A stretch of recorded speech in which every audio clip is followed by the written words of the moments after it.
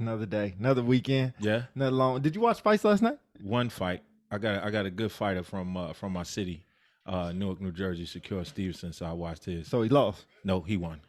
Oh, he won Unless when you're from Jersey, you win all the time. all the time. Yeah, Okay. it's all not. right. It's not. But it's not about that today. Yeah, I watched the USC joint. It was pretty good. Yeah. Yeah. It was cool. Okay. Yeah. But Enough enough. about you. Yeah, enough about you. Yeah, we need this time for two important people. Unpopular celebrities. Welcome to the show, everybody. We already Yes. got a lot of people in here. Goodness gracious. Yes. We popping up. I'm trying to get everything live, so I'm gonna let you do your thing while I do this. Okay. So what'd you expect? You're talking about a lot of people being involved. What'd you expect? Look who's on the screen right now. Yeah. We definitely have unpopular celebrities right here. I don't know. Maybe I'll have to take the unpopular part out. Right. Being that you probably got 1,000 viewers already. I need to wait for the numbers. Yeah. But how y'all doing out there? Good. Thanks for having us on, Pete, Mike. You guys are awesome. So are you too? What about you, Colonel? How you doing out there? I'm doing fantastic. And yeah, I echo Kim. I'm super pumped to be here. Thank you guys for asking us to do this. Absolutely. So look, we got our sound man already. Nick Jack, I appreciate you coming in. Sounds great and amazing. Chief Gilbert, Defender Nation for life. I don't know how he became a defender so quick. Don't take his credit from him like that. Don't take his credit. Yeah, Ryan Bailey's excited, man. We're excited too to have this. This is something different. This is something different. But we had a couple chiefs on here before. Yeah. We had a couple airmen on here before, and now we got two officers in security forces. And not only officers in security forces, but as you could tell, female officers in a male-dominated career field. Yeah. And of course, we want to tap into that. But first, major guest, if you can go first and just tell us a little bit about your backstory and whatever else you want to tell us, a little bit about yourself. Okay, so I came in the Air Force in 1999. I was an aircraft maintenance backshop technician, worked on F-15s, and I was enlisted for about 6 years. And then I had a 3.5-year break in service. I used my GI Bill, got my degree, came back in through OTS, and got picked up into security forces. I've told a couple people the story that I was scared. I'm gonna try to not. I was gonna bet Colonel O on who dropped the F-bomb first, but I'll save that one for later. I was scared out of my britches when I realized what I was stepping into, but I don't think I would trade it for the world. I'd probably shank somebody if they tried to tell me that I'd have to leave this career field. So I've been in security forces longer than I was in aircraft maintenance now. So I came back in the Air Force in 2009. Okay. So I've been in for about 18 years total now. All right. I appreciate it. Colonel, what about yourself? Tell the people about you. That's really interesting, Kim. I had no idea. I knew you were prior enlisted, but I did not know that you were maintenance. So yeah, they gave me the 7 level and dropping F-bombs before I became a defender. Oh, yeah, that's awesome though. Glad we got you. I'm Tara Opolowski. I did the Air Force ROTC thing. I graduated high school in San Diego, but had always wanted to go to Indiana, Purdue University and be an astronaut. Quickly after my first physics class, changed, that maybe doing the aeronautical engineering wasn't as cool as I had thought it would be at age 13. So I had seen this recruiting video for combat control, and I was like, that's what I want to do. I want to jump out of planes and shoot guns and do all this stuff. And obviously at the time, we weren't as progressed as we are now with all the career fields open to women. So I was like, what's the next best thing? And they put me in security forces with the civil engineering degree. So much like Kim, when I showed up to Hurlburt Field with 54 cops right after 9/11, I was also scared shitless. I had a great flight and very quickly fell in love with security forces. I've been in I just hit my 20-year mark. Congratulations. 12 assignments. And I have 3 weeks left until I retire, which is bittersweet. But with people like Kim and all the other rock stars out there, I know that the career field's in great hands. Well, we appreciate that. That's a lot. That's a lot. Colonel, I want to ask you a question, if you don't mind. And I know you know Chief Counsel. I know Chief Counsel quite well. He's been on the show quite often. So he's already posting a lot of questions, which he needs to slow down a little bit. But, he's probably got some good ones to add. Oh, yeah. But I didn't know you had a kickboxing background and a kickboxing champion before you came in. Oh, you left that one out. Yeah. So actually, it was not before I came. So when I was a lieutenant, I had always wanted to do boxing. I grew up loving Rocky. And so I just was like, Tara, you're going to do it. And so I did it, and I took to it fairly well.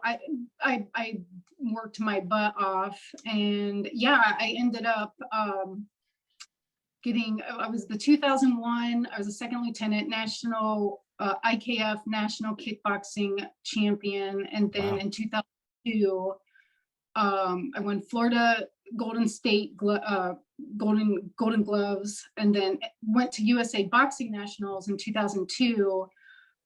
Totally got humiliated there. And then I took a strategic pause, because I had just gotten tapped to be an exec officer. And I remember my boxing coach saying, "Hey, if you leave boxing now, you'll never come back." And I said, "No, I will. I just need a little bit of a break." And he was correct. I never ended up going back just yet. Knowing like the dynamics, or when it comes to like the military world in general, what drove you to make this decision to even join in, initially? Oh, I was trying to get the hell out of Tampa. I mean, like, I didn't feel like I was going anywhere with my life. When I first enlisted, I was in a rut of making a whole bunch of not so great decisions. I know that we've all been there. And, dodging bad paths, probably not by much. So it just felt like it was a way to be able to kind of get myself back on track, get a little bit, get my feet underneath me, get some money for college, and just kind of go places and see the world. So there wasn't anything bad about that. Right. I had a path to college, but it wasn't long after I graduated from high school that I had kind of put an end in that path for myself. So this was a way to get back on track. Right. What about you, ma'am? Mine was, I'd love to have this great altruistic reason why I joined the military, but I don't, like I said, I was in San Diego. I had wanted to go to Purdue University to be an astronaut, and my parents would not pay for out-of-state school. I did not know what I was getting myself into. I just knew that the Air Force was offering me a scholarship to go to the school that I wanted. And I mean, I knew so little about the military that when I showed up and they told me I was going to have to, they gave me a set of blues. They're like, "You got to wear this once a week." And I was like, "Oh, that's disgusting." I'm like, I'm a nerd. But, I embraced that. I think it wasn't until then, like a couple weeks later, like I hadn't had a thing in life, like, like mediocre at best at literally everything in life. And not saying that I'm necessarily good at the military, it just felt right. Like I was like, this is my thing. Like it just, the camaraderie, the discipline, the waking up at 5 o'clock, like all of it just made sense to me. So while I joined for selfish reasons, but obviously that's really not why most people stay. Colonel O, you're about to leave the military, and Major Guest, you just taken over your second command. So Colonel O, if you can take us back to your first command, what was your mindset going into the first time you take over and you take the reins? What's going through your mind at that time? Because that's something we will never. Yeah, you stole my question. I was ready. Of course. Yeah. But what's going through your mind as soon as you take command? What is your mindset? So, we in the military, we joke about starter wives and starter husbands. I like to call my time at the 736 almost my starter command, because honestly, my mind was just overwhelmed with, you seek out advice from your mentors. People are giving you advice even if you didn't seek it out. It's a really daunting task, and you get in and I have no other way to describe it besides there's just a lot of noise, and you want to please people, you want to do well by your wing leadership, by the MAGCOM, you want to meet, all the mission essential tasks that you're set to do as a commander. You want to make sure that your troops are organized, trained, and equipped. So it's just a lot. I would definitely say by your second and third command, you're much better at drowning out the unnecessary noise, because you've learned, and the only way to do that is to get through your first command. You have to go in knowing that you're going to make mistakes, you're going to piss some people off,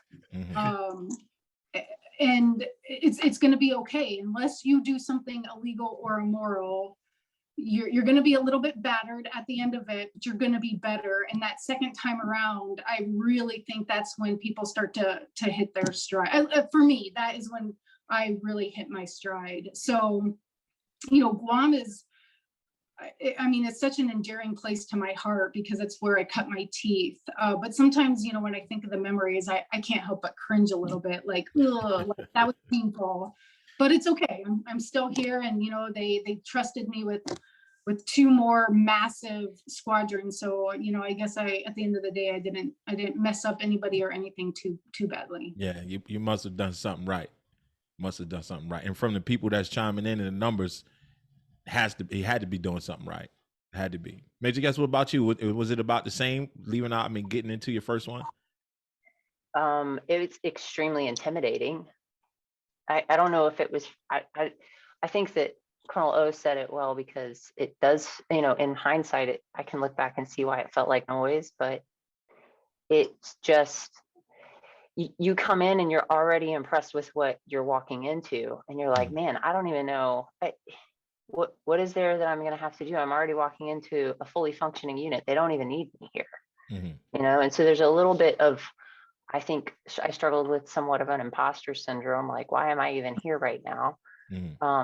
So you kind of find your way into the things that aren't being said that somebody needs to hear, I think, is where I kind of ended up gravitating.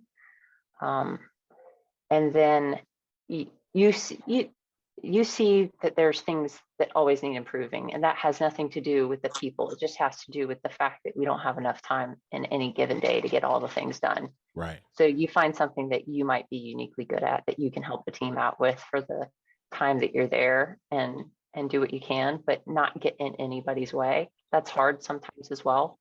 Right. To kind of be an echoing effect, but not a stifling effect. Right. You can't do it in a way where it's contingent for you to do it for the rest of eternity, because you're not going to be there for the rest of eternity. Right. So I don't know, just kind of finding that sweet spot on doing all of those things. And by no means do I think I had figured it out, kind of like what Colonel O said. I think it's later where you start to be given another opportunity to do it again. You realize that there might have been a different way to do it, and you try it and realize the only reason I could do it better this time was because I figured it out.